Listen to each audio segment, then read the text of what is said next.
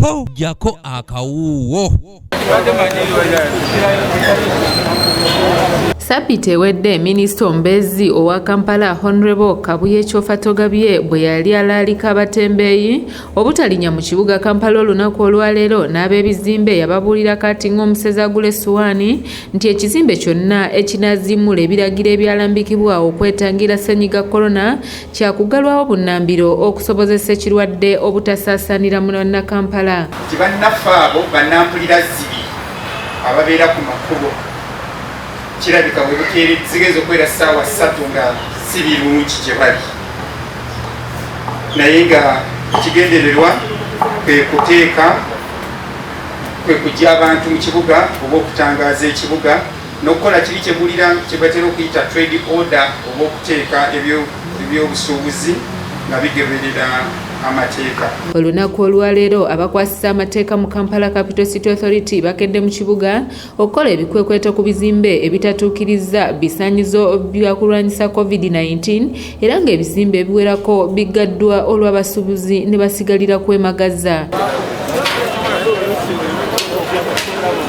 Arua Park Plaza kye kimu ku bizimbe ebitalutonze ng'abasuubuzi abakolera wano bakukulumidde ekitongole ki KCCA olw'okubaggalawo so nga ate babadde baakawona omuggalo bwe batyo ne bagisaba okwogerezeganya ne bannannyini bizimbe kubanga be baziimula ebiragiro. Lwaki batuggalawo? Lwaki batubajja amanyagwera? Baagala tukole ki? Tunda ku lutebo batuleke tukole twendi baitu tumaze mu lockdown emyezi ebiri tetule kye tukola naye lwaki batubajja amanyagwera? Kansule kanyine bakama bafe bananyini bizimbe tukole.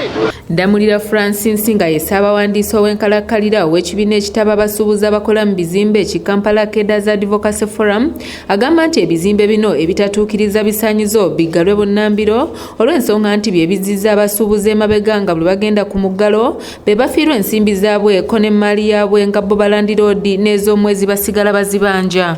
Okugoberera birabo ebyo ebintu byennyini President directives eyayisa zetugoberera okusobola obutatuzzaayo ku muggalo gw'okusa era we mutuukidde nga kye tuli mugezaako okukola era nga oba omulangako ebyo bizimbe ebitannaba kungulayo nti ekituufu bigenda kuggalibwa kubanga buli we bataggala bizimbe ebyo bitatuukiridde abasuubuzi ffe tufiirwa tetukyasobola okukkiriza abasuubuzi baffe kufiirwa. Ono asabye abasuubuzi bonna abakolera mu bizimbe bulijjo okuloopanga bannannyini byo abatakwasisa biragiro byassibwawo okulwanyisa COVID-19 basobole okutandika okugondera amateeka n'okuwona okuggalibwawo entakera. Okukwasisa amateeka ago gennyini pulezidenti ge yalagira era tukubiriza abasuubuzi baffe nti omuntu yenna asangibwa oba ekizimbe kwe kyolaba nga tekituukaganye na mutindo kubanga bwe tunatta ku liiso ekituufu tujja okubeera nga tufiirwa. Stephen Tumusiime yakusakidde eggulire lino ku lwa ABS Television.